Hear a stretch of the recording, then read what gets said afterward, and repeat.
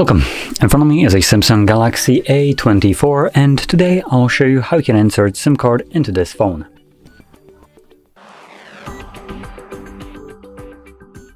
So, before we get started, you'll need to grab a SIM eject tool, which will come provided with the device in the box.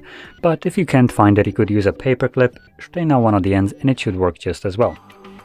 Now once you have either one of those, you want to pop out the tray, which is located on the top left side of the device.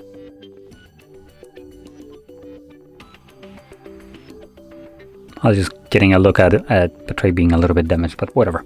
Anyway, push the pin in, and you can see that the tray will pop out, enough for you to grab it and take it out. Now on this tray we have space for 2 different SIM cards and 1 SD card. I won't be using SD card tray just because I don't have one at hand, but you could place your SD card right here.